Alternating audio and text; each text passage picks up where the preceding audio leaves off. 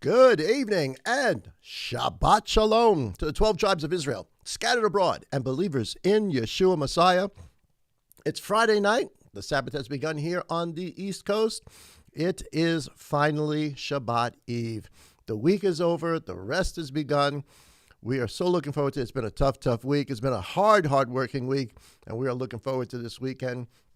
But we bring in the Shabbat, as you guys know, with a conversation here at Hidden Manna. Of course, I'm Pastor Dave Sain, Senior Shepherd here at Living Manna Church. Thank you so much for hanging out with us tonight. We appreciate it, especially after the hard week that you guys have all had, I'm sure. All sorts of things, crazy things going on, but that you've given the time to hang out with us and have a little discussion and talk about the things of Father.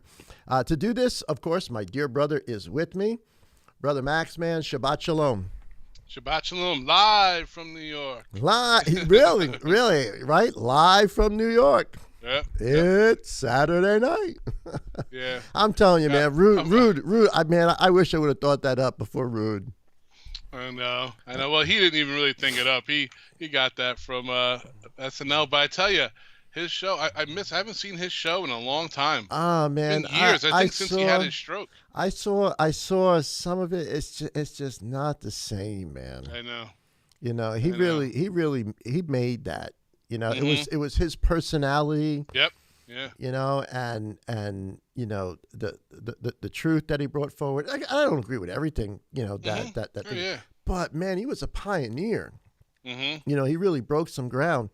And I've seen some of the stuff that they've done like after, and I'm like, I don't know if he'd really go for that. I know. You know, I love when he would do his segments, like when he was live in Israel and he had this like Indiana Jones get up on. Oh yeah. He was rocking the fedora. He was rocking the leather jacket. You know, the sachet, the pack. Yep. Yeah, yep. He was living the dream. He was having fun. He was having definitely. fun. I do miss him. I do miss him, and my hope, my prayer for him is ultimate healing. Mm-hmm. But I know he's going through a very, very difficult time, and my heart breaks for him. But you know what? He like I said, he was a pioneer, and he was a voice that was necessary for the time frame that Yah gave him. Mm-hmm. And now Yah is obviously, you know, pouring out to other voices all over the place. Mm-hmm. But yeah, I have a special place in my heart for Brother Rude. Oh yeah, I agree. Me too. So, but anyway, it's Friday night. The Sabbath has started over here. It's been a tough week. We've been outside all week long, you know, doing the yard and building stuff. And Your patio's looking good. the patio's looking good. Finally got the patio in. The grapes are looking good. The church we're working on the church. Got all sorts of crazy stuff going on. So I've been really looking forward to a rest. I'm looking forward to the rest.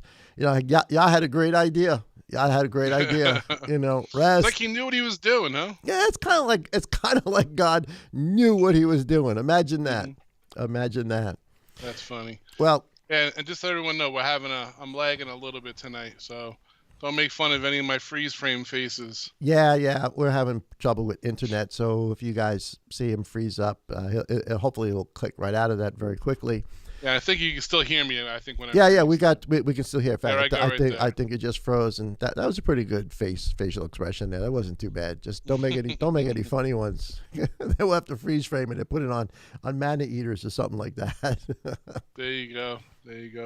I guess before we start too, I just want let everyone know, right, that this is the last Hidden Manna right? This is the last Hidden Manna for a couple of weeks. We'll you know, I'm going to talk to Pastor Matt. We might do something as an interim, but we'll let everybody know in plenty of time. But we're going to take a couple of weeks off, and then get back to it soon enough. Another 2 weeks really. We'll be back on Wednesday nights. But you know, I know you're jumbling all sorts of things here. We're jumbling all sorts of things. So bear with us, guys. We'll be back to a normal schedule soon enough. But we're giving, you know, we're still putting out information. I think there's incredible brother Matt, PM, Pastor Matt. He did, and we're going to do more of this.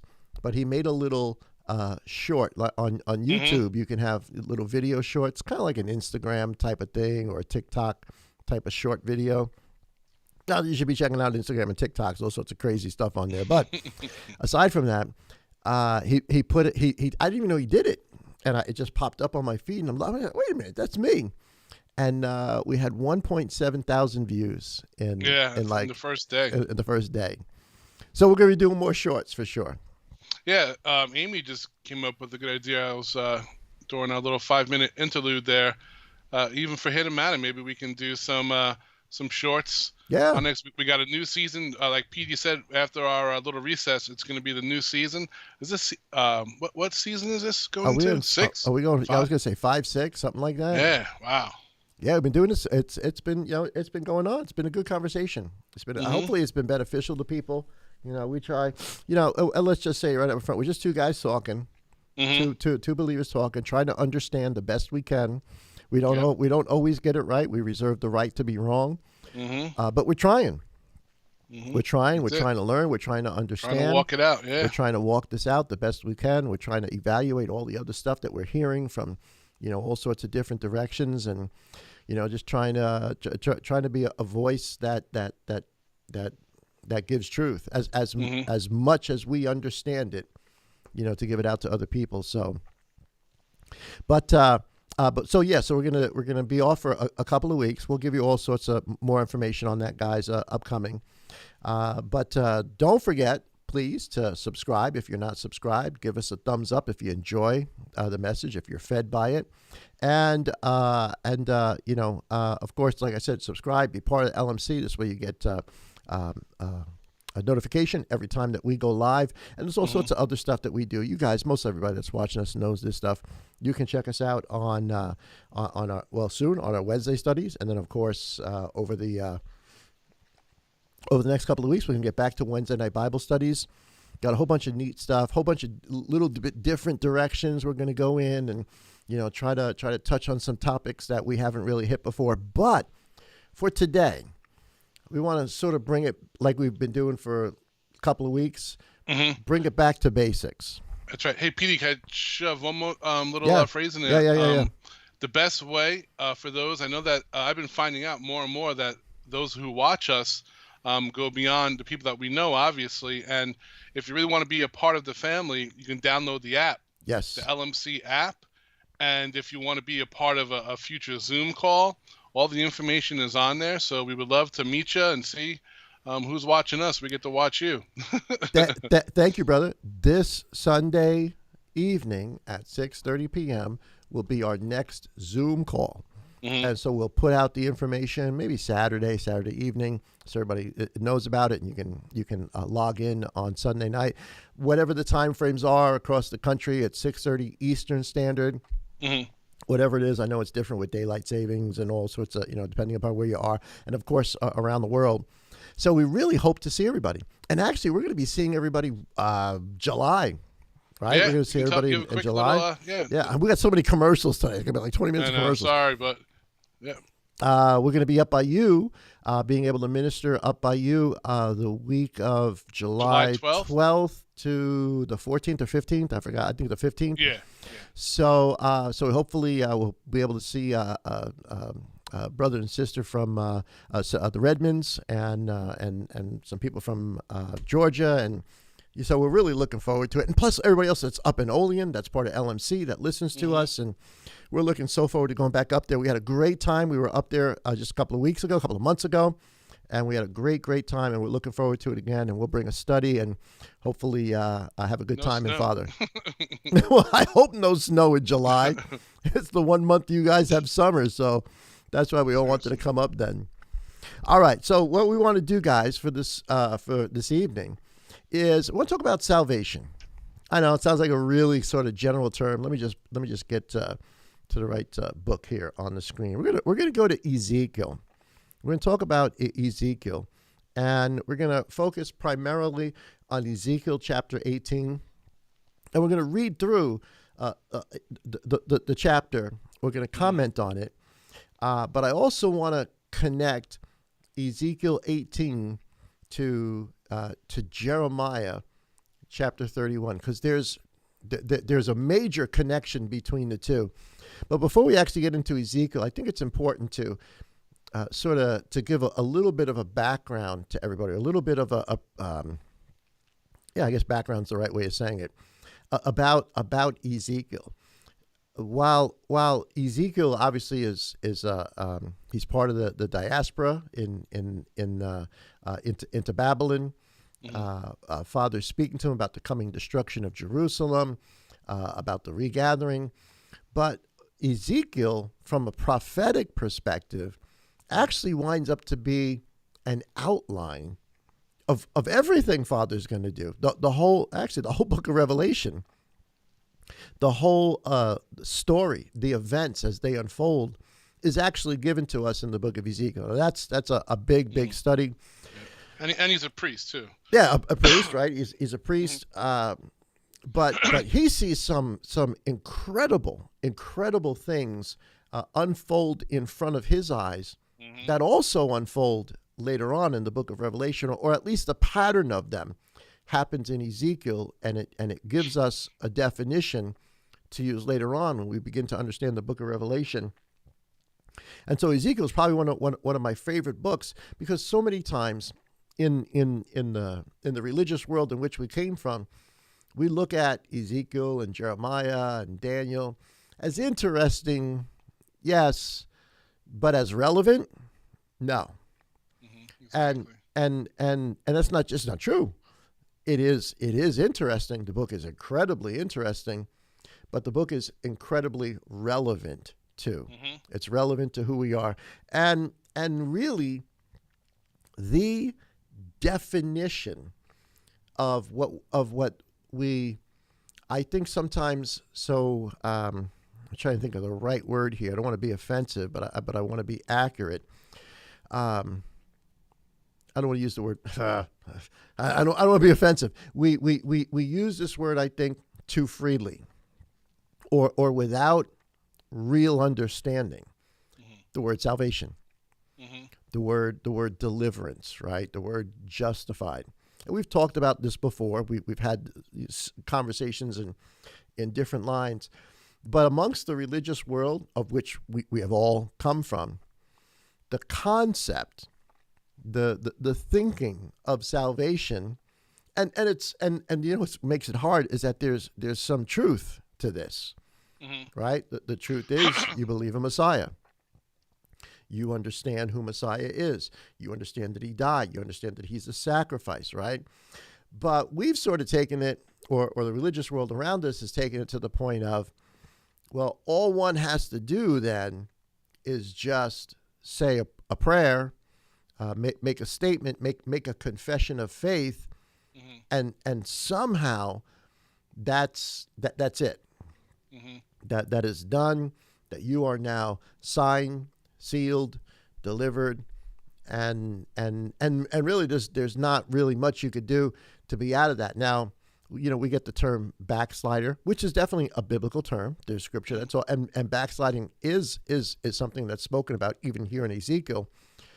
But the idea that that just that profession of faith is the thing that gets you to the end game, that gets you to across the goal, to the place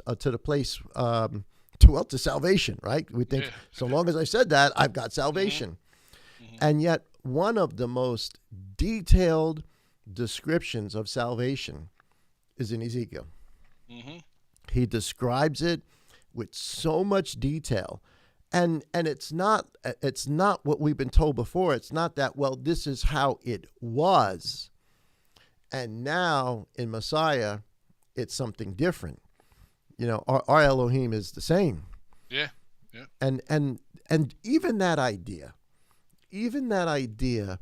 that somehow Father has changed the standard, that the process somehow has changed, just doesn't fit the character of Elohim. Because how could he judge, let's say, ancient Israel, or you know, from the time of Moses all the way up to, you know, to Malachi and beyond? How can he judge them by a specific set of standards of which they are still the house of Israel, the native born, are still being judged for it, still suffering for it. So how could Father apply that standard to them and not apply that standard to everybody? Because we know that's not true according to Numbers 15, right? He's not a respecter of persons. Nope. And he tells them there's one law, one statute for everyone. He's not a respecter of persons. There is one law for the native born and for the sojourner. And I know that's tough for people to wrap their mind around, because we hear about, well, it's grace now, it's grace now, it's grace now. It's always been grace. It has always been grace. Grace means Father forgives you. What is it, David, that says how wonderful it is for a man who has a sin removed from him, forgiven. This is what Yah has always done, except now, obviously, and this was why I want to get into Jeremiah a little bit. There is a change. So I'm not going to say that there's not a change, but it's not a change to the story. It's an expansion of the story. And I think that's sometimes lost in the conversation that we have. Oh, and by the way, the 40th day of the counting of the Omer just passed. Yeah, I know. That was a good devotion you had the other day. Oh, the morning manna, right? Wasn't that interesting? I mean, just a thought, and I think it's worthy of exploring. But, because Shavuot really is the bringing in of the sheaves. And I think sometimes we get so pigeonholed. Though I absolutely believe, obviously, trumpets. I do believe trumpets is the actual coming of the Master. War. It's a call to war. And Yom Kippur, the fall feast, have future fulfillment. But the truth is, the feasts keep getting fulfilled over and over and over again. I think the Greek kind of mindset when it comes to prophecy is, okay, there's a prophecy and boom, it's done, and now you just throw it away. It has no more relevance. When in fact, how many things has Father done on Passover? Oh, yeah. Over and over and over again. Or tabernacles, or, et cetera, et cetera, et cetera. And so I think we got to be careful about getting pigeonholed into a particular concept or system of events, and start to and realize that their Passover is part of the end times. Yeah. Shavuot is part of the end times, as well as obviously trumpets is part of the end times, and Yom Kippur and et cetera, et cetera, et cetera. But I think again, this is me personally, I'm just putting it out there. I think that they are major events are going to happen on all of those days in the future. Besides that, and when you really look into both Ezekiel here and also the Book of Revelation, what is it, chapter? I'm going off the top of my head now. I'm thinking like chapter 13. Maybe I should probably just take a quick look before I just guess here. For Revelation? Yeah. Because when the beast out of the sea or something. Oh, here it is. Chapter 13 is the beast out of the sea. That's not the one I wanted. What is it? The two witnesses. Where are they? Chapter 11. Right, they're chapter 11. When you read in chapter 11. There's the two witnesses. There's a resurrection there, and then there's chapter 19 later on. That's the actual coming of Messiah. So that throws a monkey wrench in a whole bunch of different things, and I don't have all the answers to it. I'm just throwing stuff out there. But I thought it was interesting. Interesting. No, and obviously no one out there doesn't have to believe me, but as we were listening to that in the car. Even before your thought, as soon as you read that, I had the same thought you had. It was pretty wild. Well, it's incredible. The angel says, in like manner, in the same way that you see this happening. And so it specifically tells us it's on the 40th day, 10 days to Shavuot. So I wonder, it'd be kind of interesting. Interesting. It was a cool thought. Yeah, it's just a thought, something to make you think. and go through it. Believe me, if you're on the Father, you're going to be on His schedule. Whenever it happens, it's going to happen. Whenever it happens, yep, exactly. And not a whole lot you can do about it. But it is interesting to try to understand it and try to put it into words. But here we go with Ezekiel chapter 18. Let's pop some of this up so people can see this. It says, "And the word of Yah came to me, saying, what do you mean?" And this is I love this. I love this because this not only appears here, this appears in the book of Jeremiah too. Mm-hmm. So my assumption is, and again, just making an assumption, that this proverb that he's about to speak about, and I think we did this on a manna or something, maybe in the recent past. We talked a little bit about this. But there was a saying. When we say a proverb, we mean a saying. Mm-hmm. What do you mean when you use the proverb concerning the land of Israel, saying, the fathers have eaten sour grapes, and the children's teeth are blunted? Nah, that's kind of a, you read that and you're like, what is he talking about? Mm-hmm. It's we've all eaten sour stuff. Mm-hmm. I don't particularly like sour candy, but I know there's people that do like sour candy. And the reason I don't like sour candy is when you eat sour candy, you make a funny face. The cheeks go in tart, and the tart and your eyes start to close. Yeah, I'm a chocolate guy, so. Oh, yeah, I'm definitely a chocolate guy. Well, yeah, I'm a chocolate guy. I'm a chocolate guy. Let me know what you guys are. Let us know what's your favorite candy. Put in your comments. What's your favorite candy? What's your favorite candy out there? You want to know? Actually, I'm all about the Mounds bar. Man, dark chocolate and coconut. Can't go wrong with that. Yeah, I like Snickers and those little Hershey's, the little Kisses.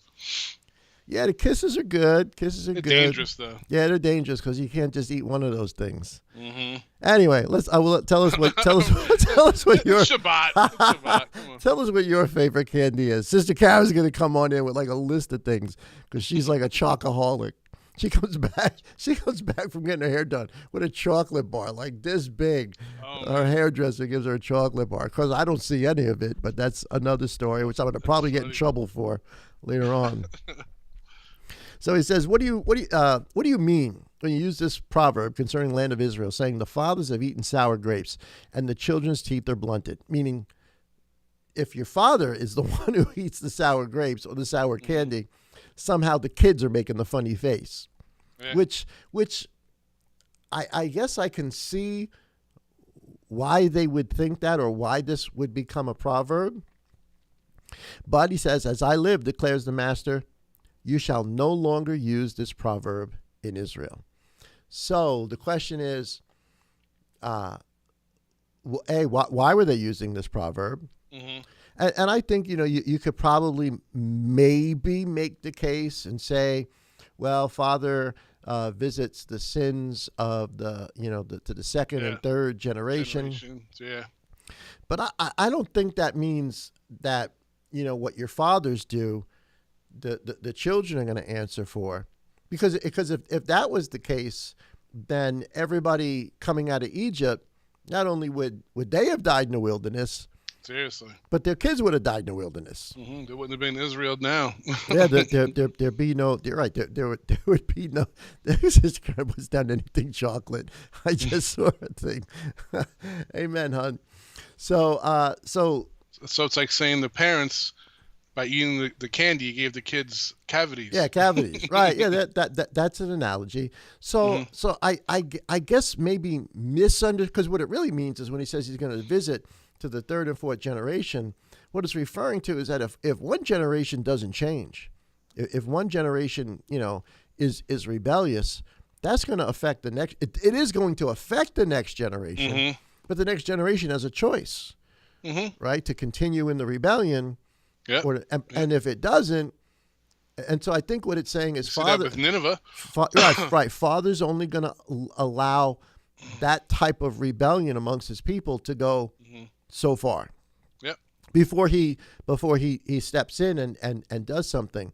But that's not to say that, what my father has done, that I'm going to stand in judgment for what my father's done. That's that's this somehow, I'm just spitballing here, but I think that's sort of where this comes from, this idea. At any rate, it's there, right? Mm-hmm. So people are believing, oh my goodness, we're being judged because of what our fathers have done. Yep. You know, I'm gonna stand in judgment for Yah, and I'm gonna have to give an account for my. No, there's no doubt that we are influenced by our family members. Oh yeah. Right. Yeah. That we can, you know, the things that you see as a child, the things that you experience as a child, that they have, you know, a major effect on your psyche, on your spirit, on who you are as you grow up. Mm-hmm. And, you know, if you see really, really terrible things, you got really, really terrible parents, there is a good possibility you'll mimic that stuff. Yeah. But there's also the possibility you'll say, no, I'm not going to be like my parents. Mm-hmm. I'm not going to do I was what about they to say did. the same thing. Yeah, because there was a study I remember in school where if the parents smoked, most likely their kids would smoke. Right. But then you also get that same thing, like you just said. You know what? I'm not going to touch a cigarette. I had to live with that, smell it my whole life. You know. So, you know, so there's a lot of factors here. But the bottom line is he's saying, don't use this anymore. Stop doing this. Why? Because it's not true. As I live, declares the Master, you shall no longer use this proverb in Israel. See, all beings are mine. And by beings, of course, depends on, you know, if you look at another verse, it means souls, right? All of the souls of all people. See, all souls are mine. The being of the Father, as well as the being of the Son is mine. The being that is sinning shall die. So here's where we get into the whole salvation issue here. Yep. Because all this is telling us is Romans 6, Romans 3, you know, the wages of sin is death. Yep. So it's not, so right off the bat, you can't think of Ezekiel as something in the past that it has no relevance to us anymore. It is the basis of the book of Romans. Mm-hmm. Yeah. It's a basis of the book of Colossians and others, a book of Revelation. Mm-hmm. You're accountable. You're accountable. You are you will stand before Father for what you have done. Now, it may have been influenced. It may have been, you know, you may have seen things, done, heard things, made decisions based on other things that have happened. But the bottom line is, we all have to answer for ourselves. Mm-hmm. Yeah. The being that is sinning shall die. And of course, he's not talking about, and this is important because we have to realize that even though we're reading Ezekiel, he's talking about eternal things here. Right? He's not just talking about death. Yeah, because everyone has to die. Because everybody's going to die. He's talking about death, the death. But if a man is righteous and shall do right ruling and righteousness, if he has not eaten on the mountains, and he goes through this whole list, not eaten on the mountains, nor lifted up his eyes to idols, to the house of Israel, nor defiled his neighbor's wife, nor comes near, and you go through this whole list of all of these things. Torah. Basically, he's talking about the instruction. But he's not talking about bring your offering to the temple. He's not talking about temple worship here. He's talking about moral, ethical principles that are found within the Torah. Those things are eternal. They're absolutely eternal. And I think this is a point that's sort of been lost amongst the religious world of today, because we read things like the book of Hebrews that tells us there's a better covenant based on better promises. That it's no longer the blood of bulls and of goats and et cetera, but now Messiah has entered in once and for all, but by his own blood, and that there is now a higher law, a higher Torah, that is a heavenly Torah, as opposed to the earthly Torah. And what people do with that is to say, well, look, see, there's something else, and you know, so all of the Torah, all of the instruction is gone. No, it's not telling us that the instruction is gone. It's telling us that the instruction that was given was for here on earth, but it was limited. And Father always intended on the higher standard, always intended on this thing being a global thing. Yep. But the moral, the ethical, the cultural, the right and wrong aspects of the Torah do not change, whether it is the earthly example that was here in the temple, or it is Messiah who is the sacrifice in the real temple, the real high priest with the real Holy of Holies. That no doubt has changed. How could we say that hasn't changed? Of course it's changed. How can anybody say that hasn't changed? It has changed. It's changed for the better. The tutor is done. That's the Torah he's talking about, the instruction he's talking about that we're not under. It's a higher Torah. It's a Torah of Messiah. He is the high priest. But the moral, the ethical, the day-to-day, how you live, how you love, how you are a husband, how you are a wife, how you are a son, a daughter, a business owner, how you treat women, how women treat men, and the list goes on and on. The list that's right here. The list that's right here. Not eating on the mountains, no idols, didn't defile your neighbor's wife, come near a woman, robbery, oppress anyone, does not return debtors his pledge, doesn't pay your bills, doesn't commit robbery, doesn't take things that aren't yours, doesn't give bread to the hungry, you're stingy, you won't help others, and covers the naked with garment, you worry about yourself, doesn't lend interest, if he does not lend on interest or take increase. Oh boy, well that one's out the window today. Turns back his hand from unrighteousness, stops doing those evil things, executes right ruling in truth between a man. These are all moral things. These are eternal things that exist, whether there is a heavenly high priest in the true temple, or there was an earthly high priest in the example, in the tutor that was given at the temple.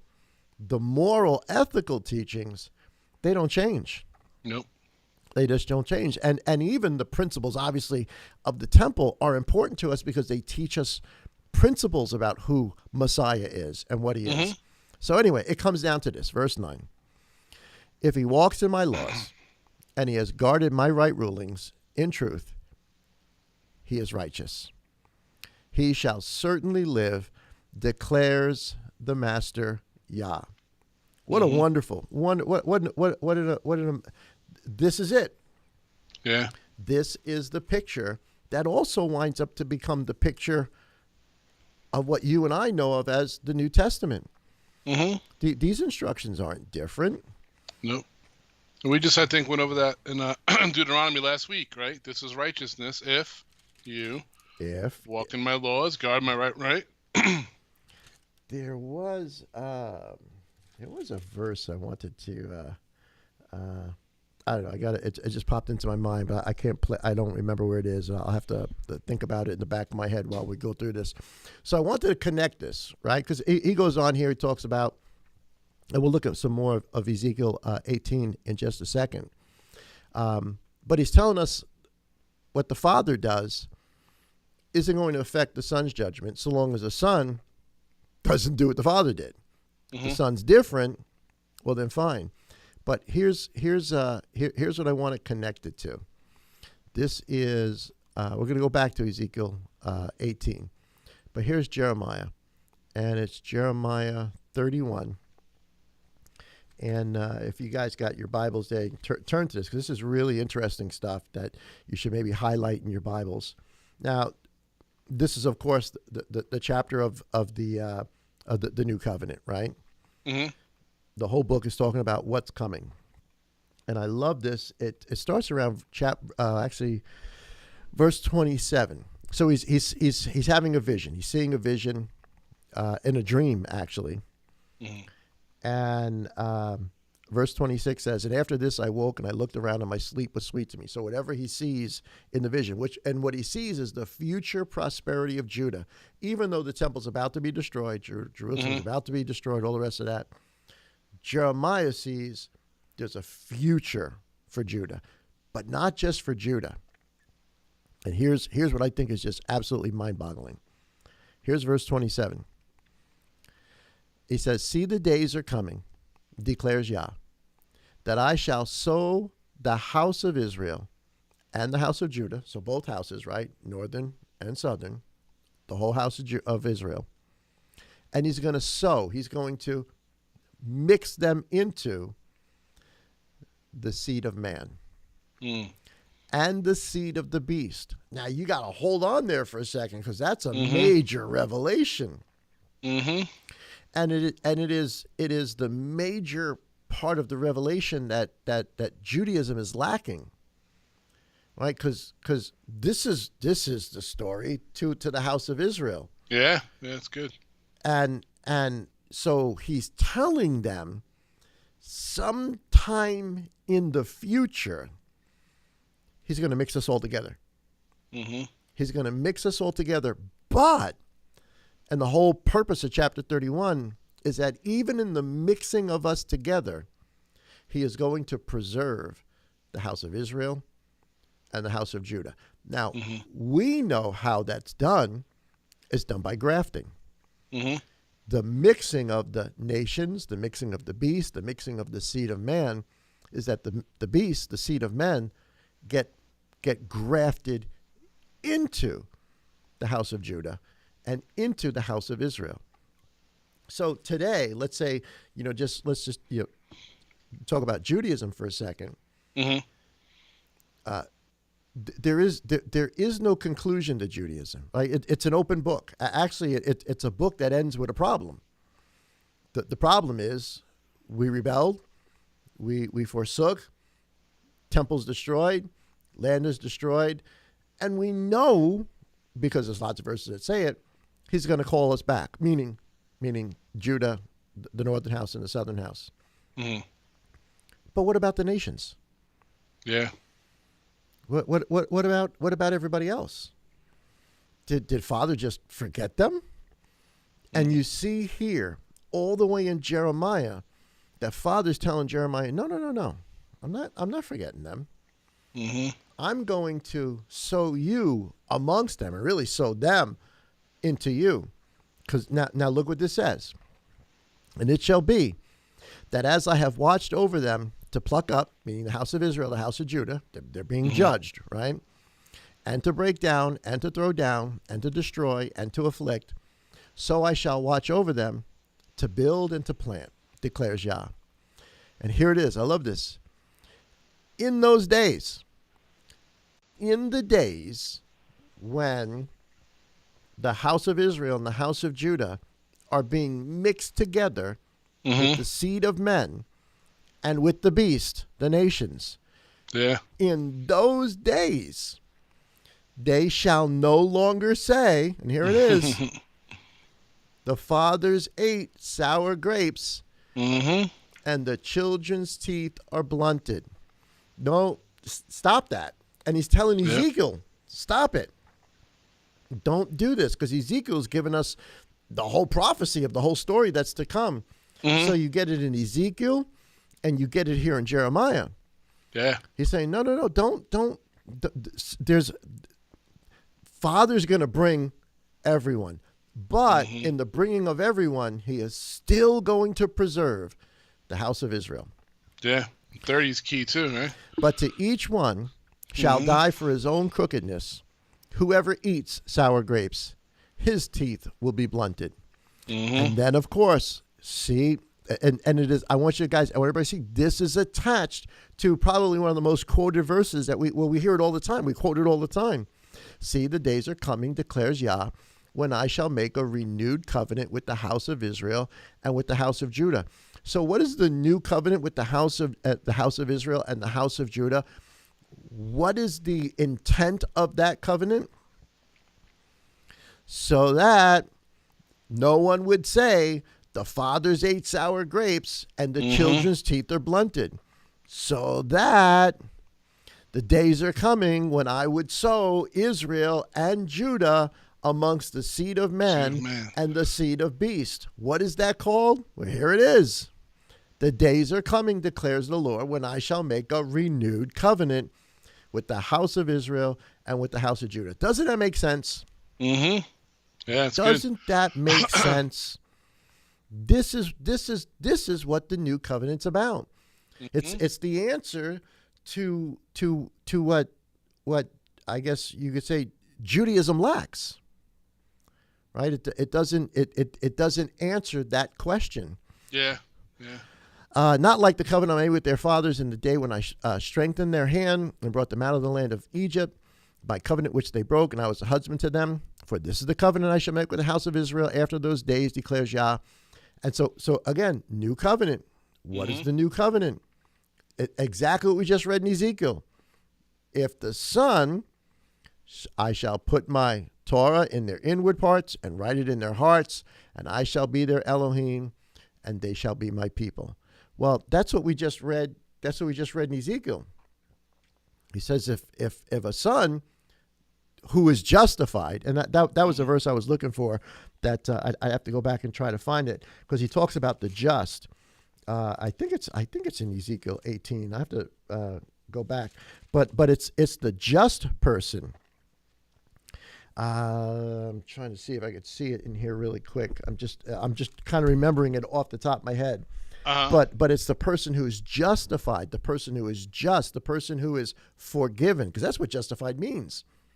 Forgiven, to be put in right standing. If you're put in right standing with Father, and you do these things in this whole scenario, Father is going to preserve the northern house. He's going to preserve the southern house. He's going to preserve the beasts. He's going to preserve the seed of men. How? In the new covenant. Yeah. Where you will not be judged for what your fathers have done, for what your father has done. You will be judged for what you have done. And of course, when you read on here in Jeremiah 31, the whole idea of this is that Father never wants the house of Israel in any generation to fade away. If these laws vanish before me, declares Yah, then the seed of Israel shall also cease from being a nation before me. And there has always been a house of Israel before him. Yep. In every generation, including our own generation and every generation that came before us, it's always been there. So I think that's a neat comparison. Yeah, it's a good comparison. It really is. When you start to put the book together and you start to put the story together, let's go back to Ezekiel 18. I think we're on verse 9. Yeah, And 10. all right, so if you're justified, and I got to find that verse. I just cannot think of my mind where it is. If somebody could look it up, that'd be great. I know we talked about it on the manna when we went over this, but so if you're justified, if you're forgiven, if you are part of the house of Israel, and you live this way, if you do these things, you shall certainly live. He is righteous; he shall certainly live, meaning live eternally. Yep. But if he has brought forth a son who is a robber or a shedder of blood, who does any of these, whereas he himself did not do any of these, that also he has eaten on the mountain. And he goes through the whole list again. He did this, he did that, abominations, and the whole list. So we hear so much of the idea, and I know this tick people off. We hear so much of the idea that it is not of works. Oh, I know. Right? And yeah, amen, it's not. It's not. Your justification is not of works. But you were created for good works. Yep, that we should walk in them. And we gotta square that circle, because it's deceiving. Because that's the second part of Ephesians that people stop reading, right? They'll just read that we weren't right. The reverse 8, chapter 2, verse Yeah. 8. It is not by works. So what are we not supposed to boast about? We are not supposed to boast that we have been made right in Father's eyes, that we have been Yeah. forgiven. I haven't been forgiven because of anything I've done. Mm-hmm. I've been Exactly. forgiven purely by the grace of Elohim. Mm-hmm. Because of the blood of an innocent animal, i.e. Messiah, that died in my place. Mm-hmm. That's how I'm justified. And if I'm justified, then now if I'm now in the right place, then we have a responsibility to live a certain way, to walk. Yeah. And he says, and right there in Ephesians 2, 8 through 10, we were created in Elohim for good works, which he prepared beforehand. Well, what beforehand are they talking about? Well, here in Ezekiel 18, Mm-hmm. in Jeremiah, in the commandments, Exodus, Horeb. Deuteronomy 5, Exodus 20, 21, the whole book. Mm-hmm. Those are the works he's talking about that Father instructed us about beforehand. Everything moral, everything ethical, everything holy, everything kind, everything loving, merciful. All of those qualities. And because we so often we get this impression that everything Yeshua is saying is somehow new. Yeah. I know. But it's not. It's not. Let's go back to Ezekiel. Let me read from. Go ahead. Where are we at? 12. We can skip down to 12. Let's go to verse 14 because he's going to go on and talk about a son. All right. Can you just come down a little bit? I got a little sorry. box in the corner that blocks. A You little got bit it? further, right there. But see, if he has brought forth a son who sees all the sins which his father has done, but he fears and does not do likewise, has not eaten on the mountains, has not lifted his eyes to the idols of the house of Israel, has not defiled his neighbor's wife. Just scroll down. There we go. Has not oppressed anyone, nor withheld a pledge, nor committed robbery, has given his bread to the hungry, and covered the naked with a garment, turns back his hand from wrongdoing, from wronging the poor, and he has not taken interest or increase. He has executed my right rulings and walked in my laws. He shall not die for the scroll down. Here we go. Sorry. Crookedness of his father. He shall certainly live. All right. I mean, it's pretty simple. Yeah, I found the verse I was looking for. I'm going to scroll. We're at verse 17. I'm going to scroll all the way up to verse 5. Okay. See the way the Right ruling, yeah. the way that the Scriptures version puts it is, but if a man is righteous and shall do right ruling and righteousness, and then it goes through the list. But, and let me see if I can pop this over to, let's say, another version. NIV or something, or King James. Yeah, New King James. Yeah, most people knew, out there. I mean, aside from us, use like a New King James version. So here's Ezekiel 18 in the New King James version. Now look what this says. But if a man is just and does what is lawful and right. So what's just? Justified. Justified, yeah. If a man is justified, which, brings us right to, what is it? Habakkuk, Romans, Colossians. The just, the one who is justified, shall live by faith. Well, what is living by faith? There it is in highlight. And does what is lawful and right. Yeah, and NIV says, suppose there is a righteous man who does what is just and right. Yeah, it does it, right? That's 18. What's that? What did you say that was? It's a little bit different in the NIV. But the principle is same. Habakkuk. Oh, yeah. The principle Yeah. is Romans. Yep. You're justified. We've been justified. We have been made right in His sight. Now, what do? Well, you live lawfully, or you do what He has asked of us to do. All right, I'm sorry. Let me go back to the scriptures version. Yeah, and obviously, if you look up the Hebrew word Sadiq, right? That's what it is. Sadiq. Let me see.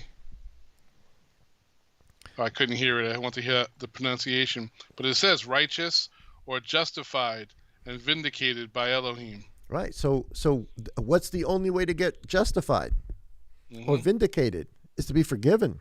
Is to have something paid the price. Then you are justified. We say justified by faith. Well, yes, it's always been justified by faith. You must be justified by faith. Yeah. And then a life. That's a bad translation. Yeah. Yeah, a lot of it is. Figures, right? All right, so I think we were at 18. we just did 17. So verse 18. Go ahead. We can start at 20 if you want. This is where are we at time? We're running low on time. We only got like 8 minutes, 9 minutes. Yeah, let me see. All right, the being who sins shall die. The son shall not. Whoa, wait a second. There it is. Yep, right there. And I know people say, "Well, yeah, but that's Ezekiel." No, that's Romans. The wages of sin is death, eternal death. Yep. So Ezekiel's not telling us anything any different, or really what Saul is telling us in the New Covenant comes from Ezekiel, or and many other places as well. Yep. But and the second half of the verse sums it up too, right? The son shall not bear the crookedness of the father, nor the father bear the crookedness of the son. The righteousness of the righteous is upon himself, and the wrongness of the wrong is upon himself. I mean, wow. This is it's simple.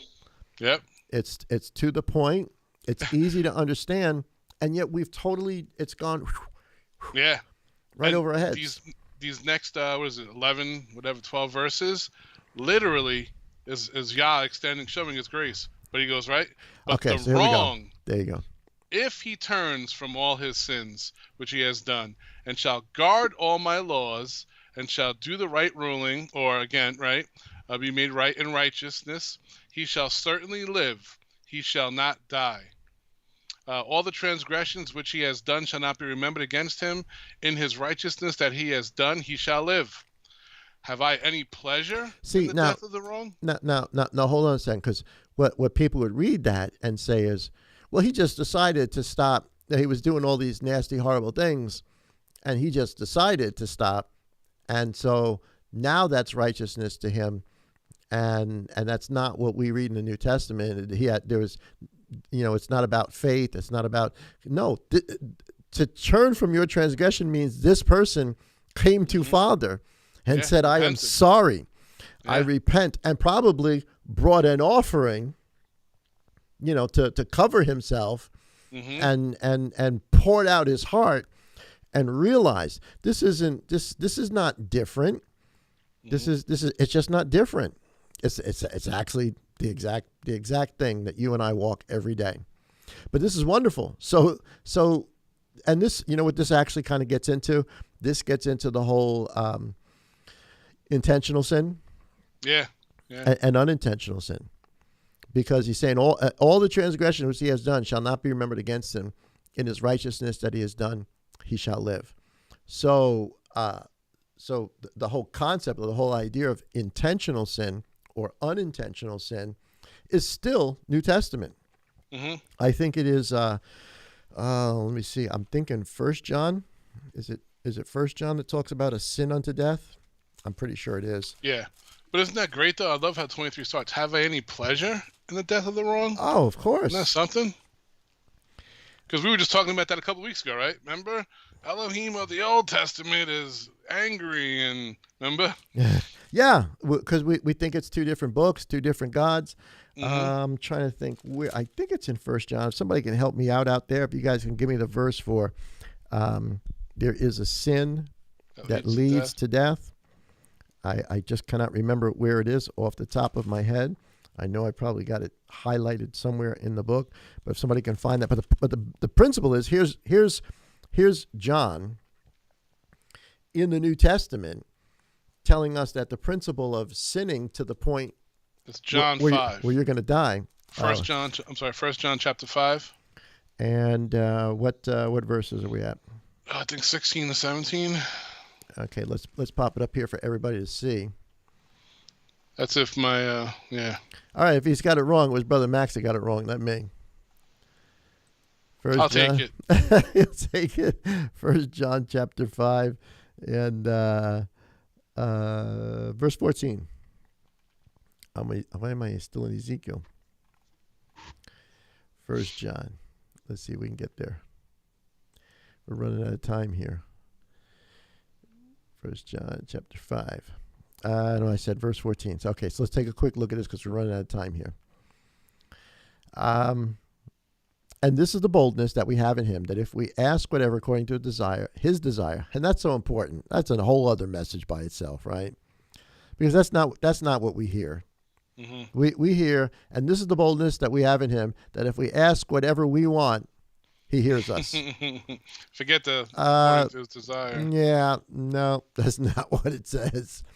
And if we know that he hears us, whatever we ask according to his desire, we know that we have the petitions that we ask of him. If anyone sees his brother sinning, a sin not unto death, meaning an intentional sin, just turns his back on it, he's going to do, despite knowing, despite hearing, despite understanding, he's just going to do it. It's not for me, and he does what he does. That's a sin unto death. That's intentional sin. And that, this is the whole reason why King David could be forgiven. Mm-hmm. Right? Because King David, by any standard, was a terrible guy. Yeah. He could be a jerk. He was a murderer and a liar and womanizer. A womanizer and an adulterer. Mm-hmm. So how in the world it was Al Bundy. Oh my goodness. What a terrible example. King David is Al Bundy. Oh yeah. But he had a kicking repentive heart though, man. When he was faced with what he did, he repented. Yep. He repented. He knew that's it why was he wrong. had a heart. It doesn't mean, but that doesn't mean he didn't suffer for it. Mm-hmm. Yeah, he lost the baby. He suffered plenty. Anyway, if anyone sees his brother not sinning unto death, a sin not unto death, he shall ask, and he shall give him life for those not sinning unto death. There is a sin unto death. Mm-hmm. I do not say that he should pray about that, because you see somebody going down that road. Yep. What can you do? Mm-mm. Because we just read in Ezekiel that if this is the road you choose to go down to, you will surely die. Yeah. No different. No different. All unrighteousness is sin, and there is a sin not unto death. There's dumb stuff that we all do. Mm-hmm. There's sins we all do. There's mistakes we have all made. Lots and lots of mistakes we have all made. But once confronted with them, our heart is to want to obey. Yeah. Is to want to do the make right that thing. Decision. Yeah. And I love this. We know that everyone having been born of Elohim does not sin. Mm-hmm. Now, I mean, if we take that for its face value, then none of us are born of Elohim, right? What he's saying is intentional, intentionally. We know that everyone having been born. Let's see what the scripture. 1 John. I don't know. 3, 6 through 9. That's whoever commits sin also commits lawlessness, and sin is lawlessness, right? Okay. But you got to understand what he's saying here, because you have to attach this to this idea of a sin unto death, which is what Ezekiel's talking about. Mm-hmm. There is a sin that if you do it, that even though you know what justification is, you know who Elohim is, you refuse to do it. You are doing the total opposite. You're not repentive of it. That's real sin fast. unto Doesn't death. it pull up with 2 Peter too, right? 2 Peter what? 2 Peter. This was my verse that popped into my head. 2 Peter what? Chapter 2. And what verse? Down like 20, 18, 20. I know it's after the whole 20. Yeah, promising for right there. I think 20. For if after they escape the defilements of the world through the knowledge of the Master and Savior, Yeshua Messiah, they are again entangled in them and overcome, the latter end is worse for them than the first. Wow. 21. Wow. For it would have been better for them not to have known the way of righteousness than having known it, for them to turn apart Yep. from the set apart commandments, which is the commandments, the instructions. Again, we're not talking about going to the temple. We're talking about the moral, the ethical, the day-to-day life, how you treat, how you love, how you worship. Yes, how you worship is part of it. I love how it ends. From the proverb that proves true. It's like a dog returning to his own vomit. And a washed sow returns to her rolling in the mud. But what proverb is not supposed to be true is that of a father eats sour grapes. You make a funny face. Yeah. It just don't work that way. You don't Hershey Kisses you want. It's not going to give your kids cavities. I don't recommend that either. But. No, don't do that. Don't do that. So anyway, man, the hour's gone by already. Yeah, I was about to say we didn't even, yeah. But continue to read that chapter. It's up to 32 verses. Ezekiel 18. For everyone's Shabbat homework. Phenomenal chapter. If you want to understand the actual mechanics of our, we say salvation, but our justification, our forgiveness, it's Ezekiel 18. And again, the standard must be the same for all generations. Yeah, for everyone, yeah. Or else Father's judging one people by one standard and judging another people by another standard, which is not equal weights and measures. No.